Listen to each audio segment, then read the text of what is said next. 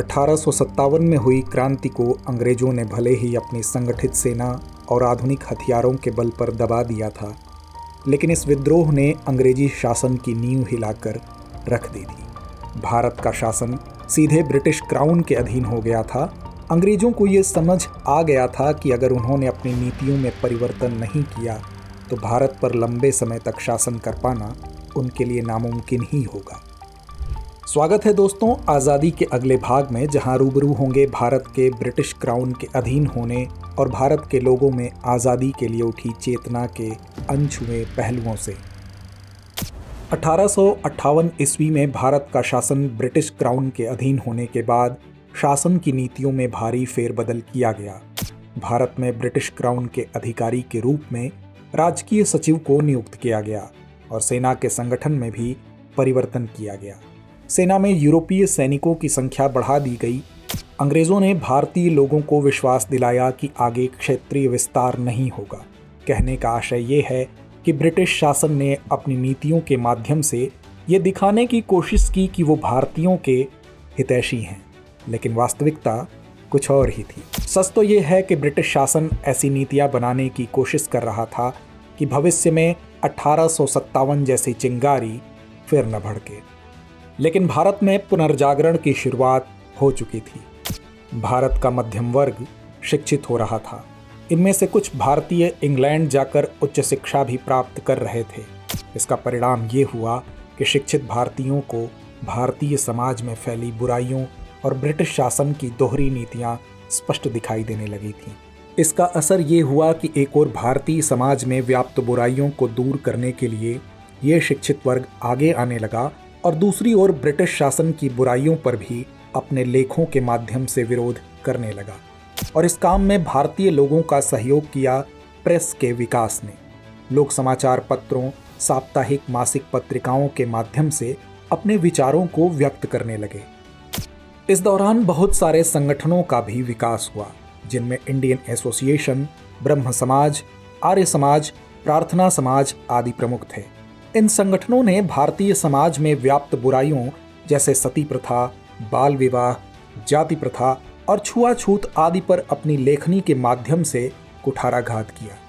British शासन शिक्षित भारतीयों और भारतीय समाज में आई नई चेतना से भयभीत था और इस चेतना को सीमित करने के लिए लगातार अपनी नीतियों में परिवर्तन करने लगा।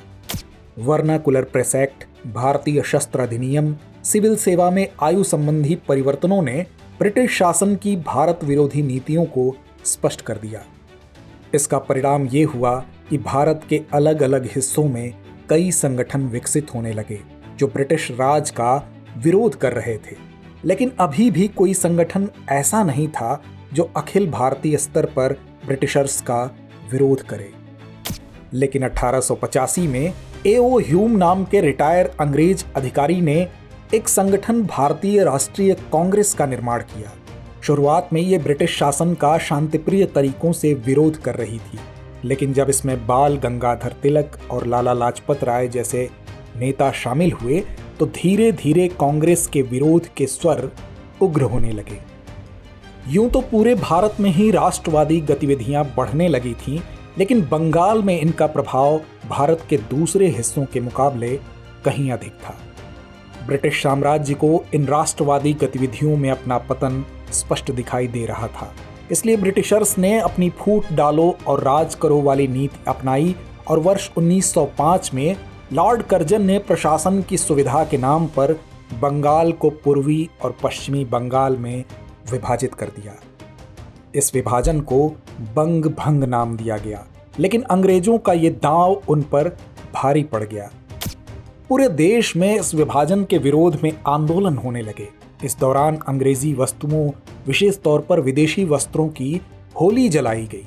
स्वदेशी वस्तुओं के उपयोग को बढ़ावा दिया जाने लगा। लोगों के विरोध का असर ये हुआ कि देर से ही सही पर ब्रिटिश सरकार को अपना फैसला वापस लेना पड़ा। साल 1911 में ब्रिटिश शासन को बंगाल का पुनः एकीकरण करना पड़ा। इस समय तक कांग्रेस देश भर में राष्ट्रवादी आंदोलन का प्रतीक बन चुकी थी। विधायिका में भी कांग्रेस एक प्रमुख भारतीय पार्टी थी और प्रशासन में भारतीयों को अधिक संख्या में शामिल करने की मांग कर रही थी।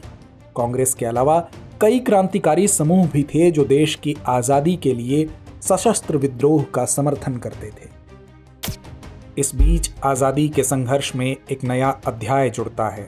साल 1915 में राष्ट्रपिता महात्मा गांधी की भारत वापसी होती है और आजादी के संघर्ष को एक नई दिशा मिलती है। बिहार में नील की खेती के लिए किसानों पर अत्याचार किया जा रहा था। 1917 में राजकुमार शुक्ल नाम के एक व्यक्ति ने मोहनदास करमचंद गांधी को इन किसानों की आवाज बनने का आमंत्रण दिया। गांधी जी चंपारण पहुंचे और वहां नील किसानों के समर्थन में पहली बार सत्याग्रह आंदोलन किया। इस आंदोलन की सफलता ने मोहनदास करमचंद गांधी को महात्मा गांधी बना दिया। इस आंदोलन में ही महात्मा गांधी ने सत्य और अहिंसा को अपना हथियार बनाया। इसके बाद महात्मा गांधी ने अहमदाबाद मिल हड़ताल के समर्थन में वर्ष 1918 में खेड़ा सत्याग्रह किया था, लेकिन ये सभी आंदोलन क्षेत्र विशेष तक ही सीमित थे। अखिल भारत के स्तर पर महात्मा गांधी का पहला आंदोलन था असहयोग आंदोलन। 1919 ईस्वी में दिल्ली में इंपीरियल लेजिस्लेटिव काउंसिल द्वारा एक अधिनियम पारित किया गया जिसे नाम दिया गया रोलेट एक्ट।